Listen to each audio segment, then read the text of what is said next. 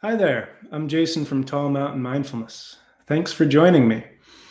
Today we're going to talk a bit about stress and how we can stress-proof ourselves through mindfulness. Great. Okay, so first of all, it can be helpful to talk about what stress really is. So, in your own words, what is stress? I'm keeping an eye on the chat box here. How would you define stress?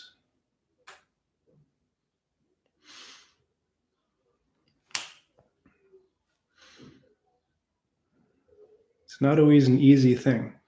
We can talk about its effects on us, but what exactly it is might be another story. What is might be another story. What is stress?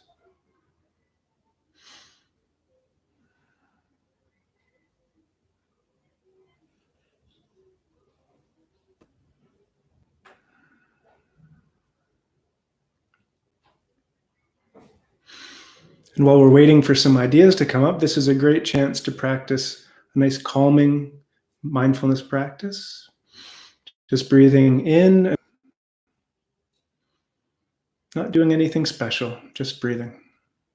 Breathing. Forward to hearing suggestions whenever they come up.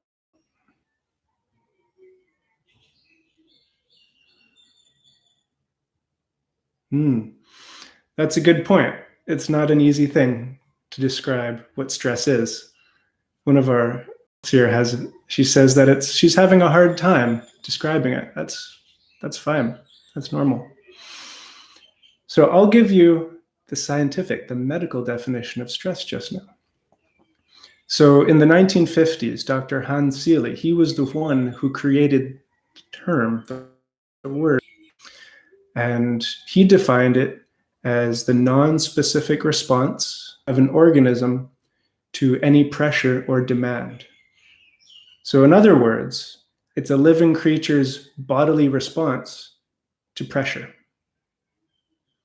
And this is quite a helpful definition because it shows us that feeling stressed is not a sign of weakness or inability to deal with things. It's a sign that we're alive. Let's check real quick. Are you alive? I think I'm alive too. Yeah, all good. So if you've felt stressed before, congratulations. It means you're living. That already changes our relationship to it a little bit. Okay, so let's talk a little bit about the negative effects of stress. What are some negative effects you've felt of stress? Right in the chat window. Whatever you'd like to share. While our participants are thinking and writing, personally, I've felt stress in a lot of different ways. I felt tension in my shoulders. I felt stress as a sinking feeling in my stomach, almost feeling sick in a way, feeling really heavy. I've felt stress as like a tightness around my heart. The feeling of being overwhelmed. Absolutely. I think we all can relate to that one. Thank you for sharing that. Absolutely. So the negative effects of stress, how do these hurt our health?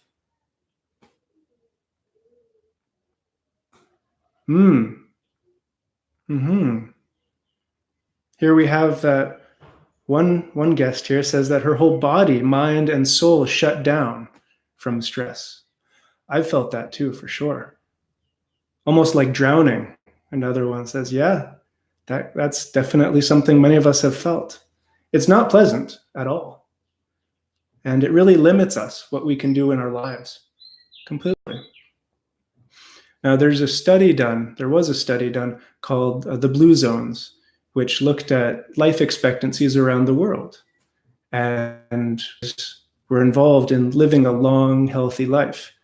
And shedding stress, the ability to shed stress, was one of them. So really, stress-proofing ourselves, learning to change our relationship to stress and transform our reactions to it can lengthen our lives. Does that sound good to you? Sounds pretty good to me.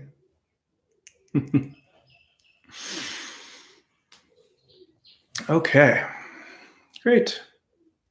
So there are many ways to cope with stress, many things we turn to help us with stress. What are common coping mechanisms that you've encountered? You can make them up too, if they're too personal. Myself, I've turned to alcohol before. I've turned to escapism in my mind, going and watching movies, escaping into books, just blatantly ignoring the fact I was feeling stressed. Really running away didn't really help. Avoidance, Jen says. Yes, that sounds familiar. And that's actually a very human response. Biologically, we want things that make us feel good and safe and thrive. We don't want things that will hurt or limit our potential to reproduce from a very biological point of view. Bad relationships. Yes, I've been there too. Being part of toxic relationships. Yes, absolutely. A key component in all of these less than helpful coping mechanisms is that our minds might spin a story that we're actually doing good. We're actually working very well with our stress. Like, oh, I deserve a bottle of wine. It's Friday. I've had a long week. I'll just sit back, watch Netflix, and have a bottle of wine. I deserve it. Okay, definitely taking some time for yourself is helpful. But does that behavior really change the issue that's triggering the stress? Great. Thank you, everyone, for your ideas so far. So there are a lot of negative ways we can cope with stress. We can try to deal with it. And they often only give short-term relief. I know for me, I used to have quite a number of beers in the evening. It was the weekend. I was going to be a mighty Viking warrior. And I was going to drink a lot of beer and forget my woes. That didn't last very long. So we really need a solution to shed stress for the sake of a happier future. But we need it to be a long-lasting one. Otherwise, we're just controlled by our mechanism for short-term relief. So mindfulness and meditation can help with this. So really, as we looked at before, a stress reaction is a bodily response to pressure. And if this lasts a long time, our body can actually poison us with chemicals because it's trying to help us. So mindfulness and meditation help us stop this reaction. We can actually soothe and calm our stress reactions as we notice they're happening. So mindfulness, which is really paying attention and being honest with what you see.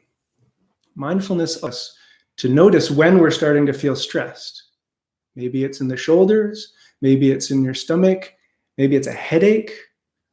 We notice our specific signs of stress, and then practicing meditation allows us to stop it and end that reaction before it can harm us too much. Are there any questions before we continue? Any burning questions, any comments?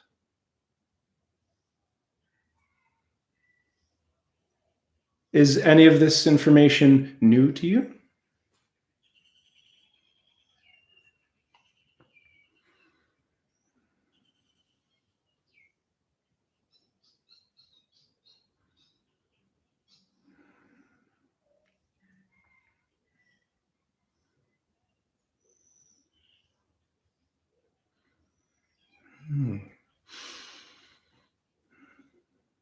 Okay, so this workshop is really a hands-on, practical workshop. I'm here to give you a technique for calm and clarity, transforming your mental chaos, your stress, into lasting calm and clarity. All right. And some of our guests here who are joining me, they say that they like to hear it rephrased in different ways. This is not new material, it's familiar. That's good, that's excellent. The more we can weave this information into our lives, the better, for sure. And this is not the only way of approaching stress. This is one way. This is the Zen meditation method here. Great.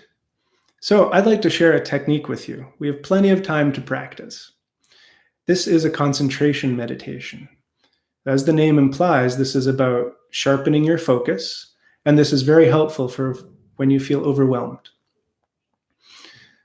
What we're going to do is we're going to practice sitting down, first of all. Many of us have many opportunities to sit down, so it seems to make sense. But this kind of meditation can be practiced standing, walking, lying down, as well as sitting down.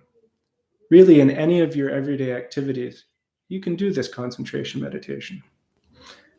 Just now, let's practice sitting, because sitting tends to be more stable, in my experience at least. Okay, so what we're going to do is we're going to set ourselves up with a strong posture, like a base of a mountain, so that we can build more calm and clarity. So first, we want to sit with our feet flat on the ground.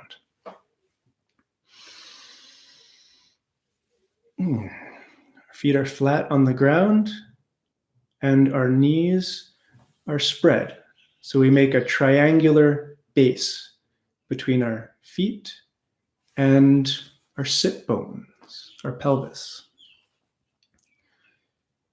It can be very helpful to have your knees be lower than your hips. Perhaps having a cushion, sitting on a cushion underneath your sit bones can be very helpful in raising them up. This takes a lot of your weight off of your knees, makes it easier to adopt this posture for longer periods of time. So our feet are flat on the floor, our knees are spread, our hips are higher than our knees, and then our upper body will rise up. Your spine is long and upright. Have your hands folded in your lap.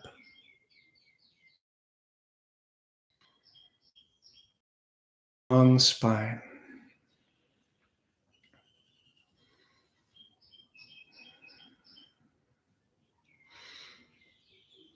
Place your tongue in the roof of your mouth and have your mouth closed.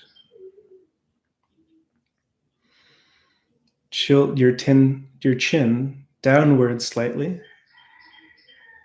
so the back of your neck is also long and upright.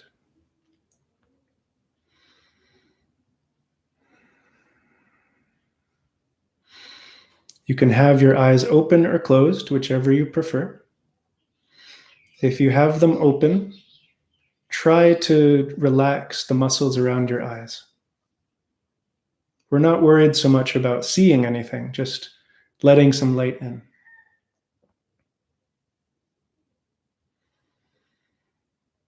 Take a few deep breaths in this upright posture.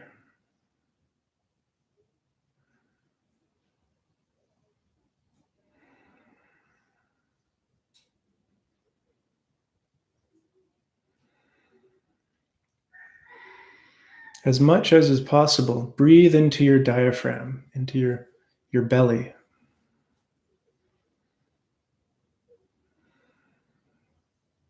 Breathing into our belly, using our diaphragm, allows us to get more air, which allows our mind to be clearer and calmer.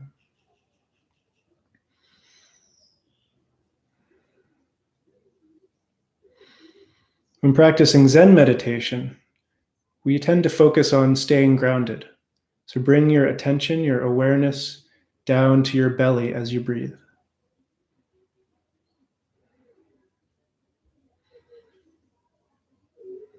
If it's helpful to you, you can have your hand on your belly, feeling it rise and fall. Just taking a few deep breaths.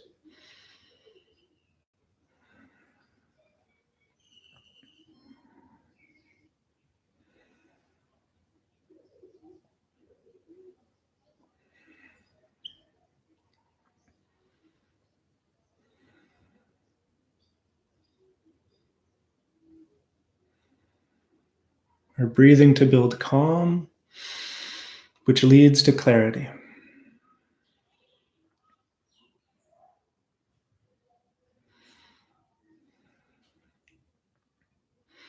On your next in-breath, in your mind, number 1. When you breathe out, number 2. In, 3. Out, 4. In, 5. Out, 6. 7. 8. 9. And 10. When you reach 10, start again at 1. This is how we train our concentration, our focus. When feeling overwhelmed, we put our focus on something else and let the stress, let the overwhelm just pass on through. All we're doing is breathing and counting.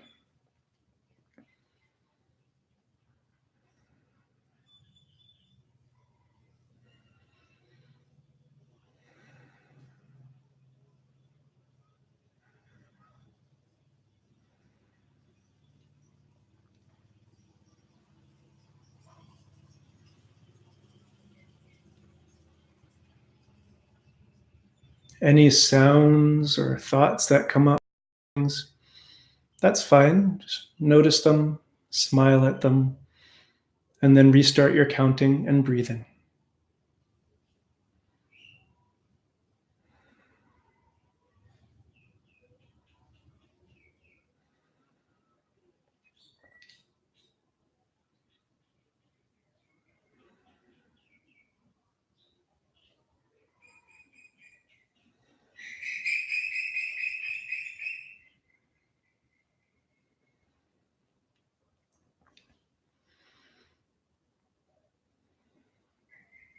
Anytime your mind wanders, well done for noticing.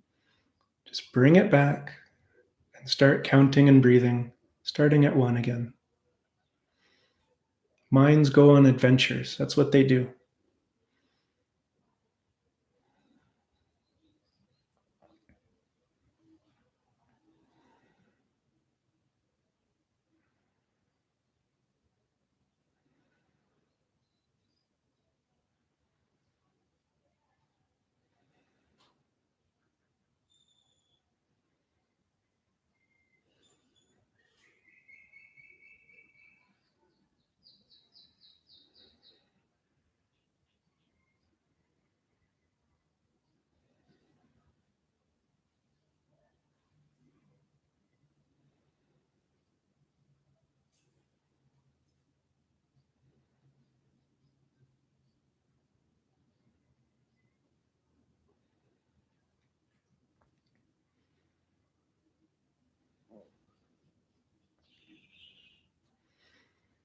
If you feel any pain or discomfort in your body, you're very welcome to gently and mindfully move to relieve it.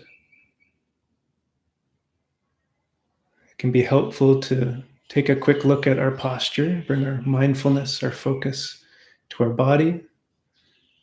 Maybe we need to adjust our spine a little bit to be long and upright. What we're doing here is balancing effort and relaxation. We need both to build calm and clarity.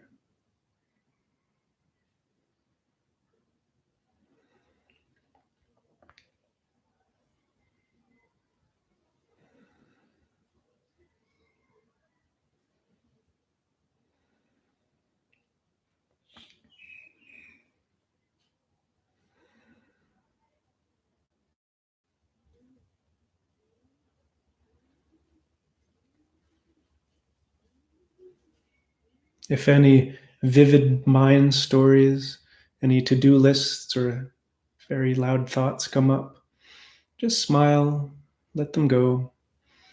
Bring your focus back to your breathing. They do their thing, and we do ours. Breathing and counting.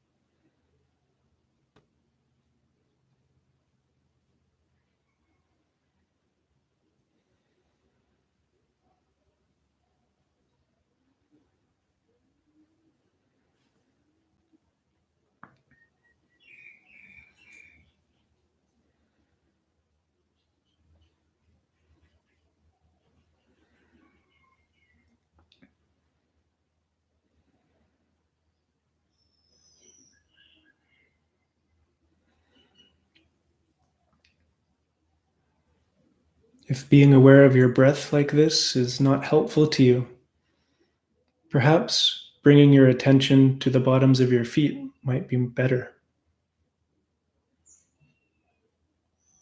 Just paying attention to the bottoms of your feet and counting.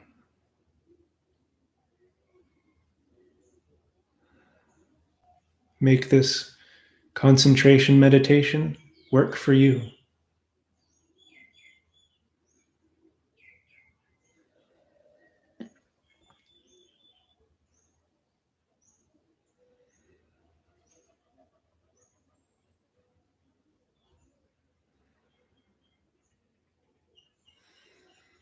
Breathing, counting, bringing our mind back when it wanders. That's all meditating really is. This is how we change our relationship to strong emotions like stress. We take back control of ourselves and build more calm.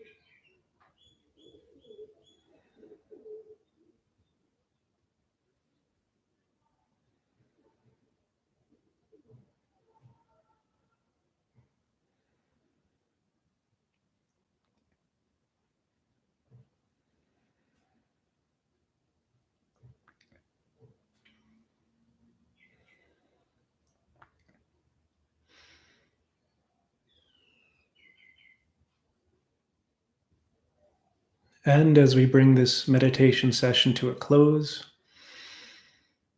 bringing your awareness, your focus to the edges of your body.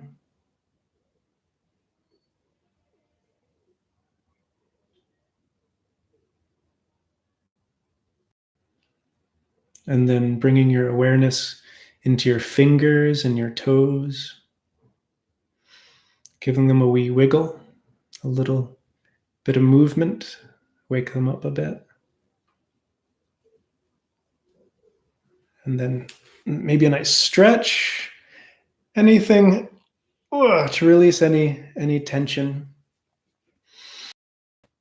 And to close.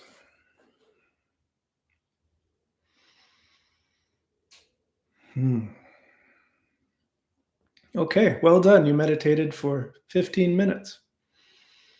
I'm curious, how did it go for you?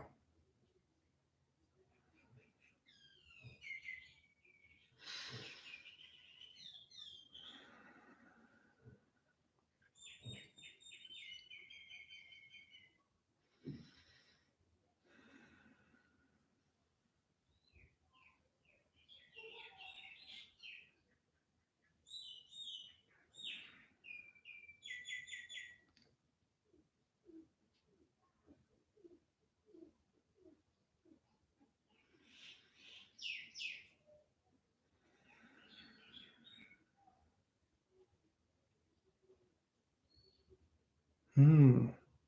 The time went by fast. Yeah, it can do that for sure. Hmm. Your back hurts a bit. Yeah, that's normal for me too. I find yoga helps with that. Yoga, a bit of qigong, just stretching in general. Mm-mm. Perhaps practicing lying down would be useful. Although there's the danger of falling asleep. That happens to me. Hmm. Interesting. Jen says it's always fascinating to watch the thoughts and plans roll by. I agree. I agree. Our minds are working incredibly hard. They've got a full-time job. And once we stop and see what they're up to, it can be kind of frantic sometimes. That's what they're doing. They're processing the information around us, helping us move forward and survive better. Hmm. That's a good point, Jen. Yeah, giving ourselves permission to adjust our posture. That's very important. We need to make these mind training techniques, meditation, we need to make it our own. We need to make it work for us, not just because some guy who's trained in it tells you to do so. That was one of the key messages of the Buddha. He said, don't do any of this just because I say it.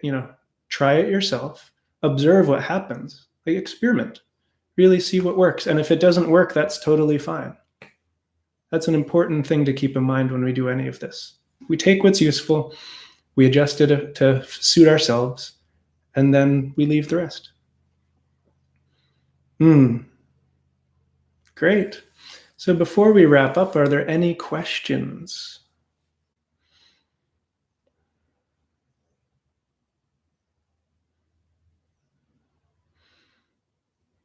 One thing I'd like to mention is calming ourselves in the way we just did, training our minds to be quite calm and to end the stress reaction. That's about half of the puzzle. That's providing us with some very helpful relief, and the benefits of meditation extend beyond the session itself. But if we really want to transform our stress, then we look deeper into what's triggering us and see how can we avoid that in the future? How can we change that?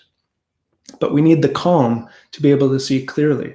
Otherwise, we'll be pushed around by the stress, by strong emotions. Hmm.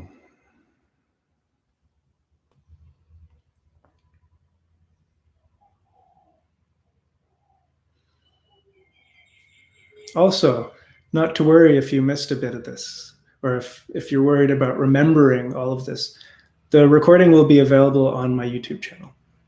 It'll be there for you to access anytime.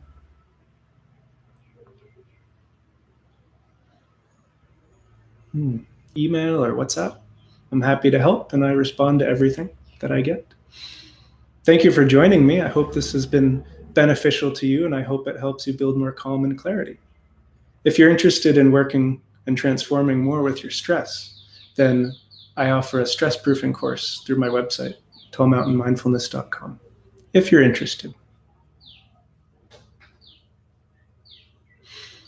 All right. Well, thank you all very much. And I'm hoping you have a really peaceful evening. Take care.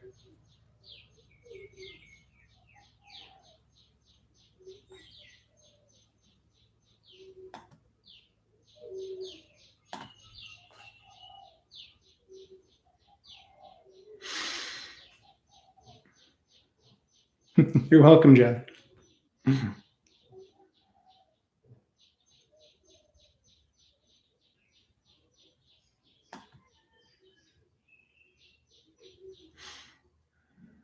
And I guess we're ending now.